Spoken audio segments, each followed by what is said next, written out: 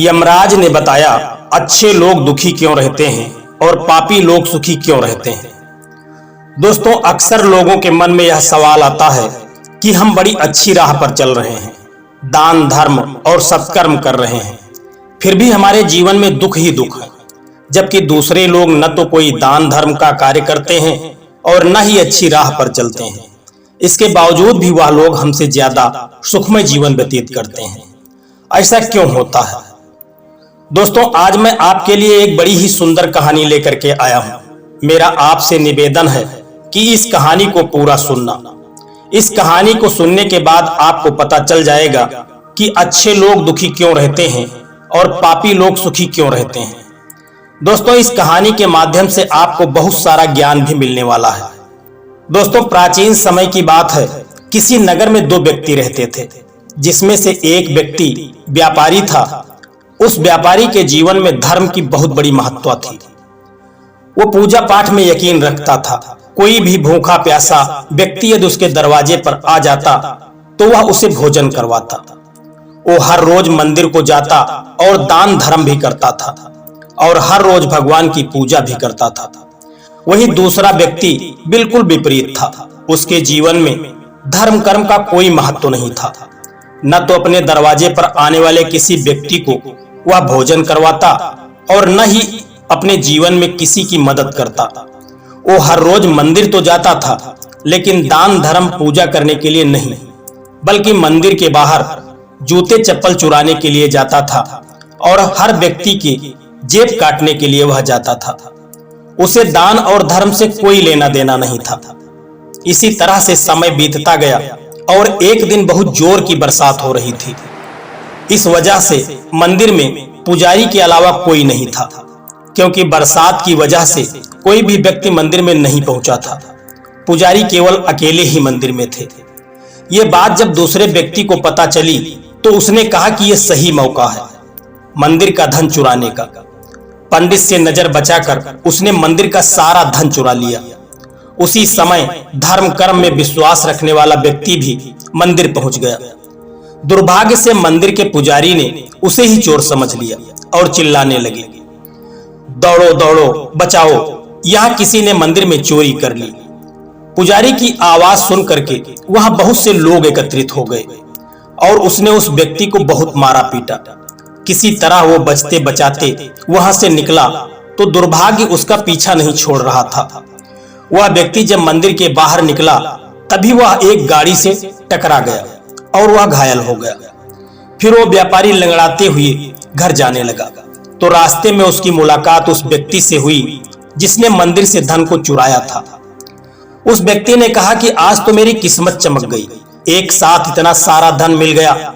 ये सब देखकर उसे बहुत बुरा लगा और उसने अपने घर पहुंच करके वहां जितनी भी भगवान की तस्वीरें लगी थी उन सारी तस्वीरों को उसने अपने घर से निकाल दिया।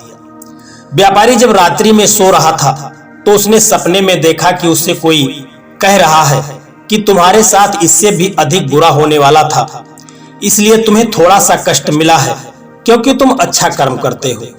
सुबह जब व्यापारी की नींद खुली तो उसने जितनी भी भगवान की तस्वीरें निकाल करके फेंकी थी सबको उठा उठाकर उसने दीवार पर लगा दिया। कुछ दिन ऐसे ही बीतते गए। उस व्यापारी का धर्म कर्म में विश्वास बना रहा। एक दिन वह व्यापारी एक संत का प्रवचन सुनने जा रहा था। उसने लोगों से सुन रखा था कि वह संत बड़े ही अच्छे हैं और बहुत सुंदर प्रवचन देते हैं। उनके प्रवचन में व्यक्तियों को बहुत सारा ज्ञान मिलता है। यही सोच करके वह व्यापारी भी अपने घर से प्रवचन सुनने के लिए निकला ही था कि उसे रास्ते में वही व्यक्ति मिल गया जिसने मंदिर से धन को चुराया था। वे दोनों साथ साथ चल रहे थे। कुछ दूर चलने के बाद व्यापारी ने देखा कि वह चोर किसी वेश्या के घर में चला गया है और वह व्यापारी अकेला ही प्रवचन सुनने के लिए वहां से चला गया। व्यापारी संत का प्रवचन सुनने के बाद अपने घर को वापस आ रहा था कि रास्ते में उसके पैर में एक कील चुभ गई। उस कील के चुभ जाने के कारण उस व्यापारी के पैर से खून बहने लगा और वह लंगड़ा कर चलने लगा। तभी उधर से वह चोर भी गुजर रहा था। वह बहुत ही खुश था। उसके हाथों में सोने की मोहर थी। व्यापारी ने उस चोर से पूछा कि आज तुम बहुत खुश दिखाई दे रहे हो, क्या बात है? उस चोर ने कहा कि आज रास्ते में मुझे 5 सोने के सिक्के मिले हैं, इसीलिए मैं इतना खुश हो रहा हूं। व्यापारी फिर विचार करने लगा कि मैं हमेशा अच्छा कर्म करता हूं, सही रास्ते पर चलता हूं, फिर भी मुझे जीवन में दुख मिलता है। और यह चोर, जिसे न तो धर्म कर्म से मतलब है और न ही सही रास्ते पर यह चलता है, जितने भी पाप हैं वह सब करता है, इसके बावजूद भी इसे खुशी मिलती है और मुझे दुख मिलता है।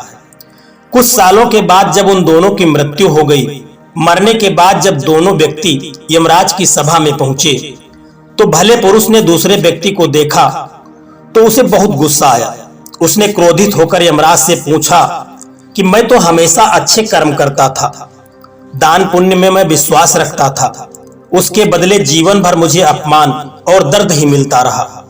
और इस व्यक्ति को देखो, इसने अपने जीवन में कभी कोई अच्छा कर्म नहीं किया, जितने भी बुरे कर्म थे सबको यह व्यक्ति करता था, लेकिन इसे केवल जीवन में सुख मिला, नोटों से भरी पोटली मिली और सुख मिला।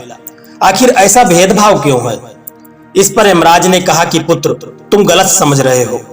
जिस दिन तुम्हारी गाड़ी से टक्कर हुई थी वो दिन तुम्हारे जीवन का आखिरी दिन था, परंतु तुम्हारे अच्छे कर्मों की वजह से तुम्हारी मौत सिर्फ एक छोटी सी चोट में बदल गई।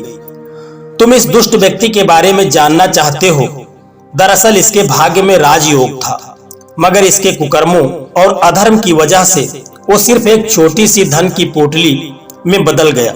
यमराज ने उस व्यापारी से कहा कि पापी आदमी यदि सुखी है तो पाप के कारण नहीं है, इसका कारण उसके पिछले जन्म का कोई पुण्य है, उसके कारण से वह सुख पा रहा है। वह अपने पुण्य को पाप कर्मों के द्वारा खत्म करता हुआ जा रहा है। पापी मनुष्य भीतर से तो दुखी ही होता है, भले ही बाहर से कितना भी सुखी दिखाई दे, क्योंकि वह जानता है कि वह क्या कर रहा है। हर समय डरा और सहमा रहता है, क्योंकि पाप करने वाला व्यक्ति हमेशा यह जानता है कि वह पाप कर्म कर रहा है।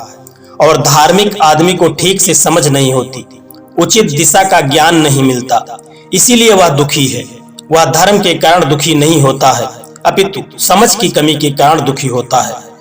उस व्यक्ति को यह बात जब समझ में आई, तब उसने यह माना कि पापी व्यक्ति इसलिए सुखी रहता है और अच्छे कर्म करने वाला व्यक्ति इसलिए दुखी रहता है। दोस्तों, यह कहानी आपको कैसी लगी है एक प्यारा सा कमेंट करके जरूर बताना। और ये वीडियो आपको अच्छा लगा है तो वीडियो को एक लाइक करके चैनल को सब्सक्राइब करने की भी कृपा कर देना। जय श्री कृष्णा, राधे राधे।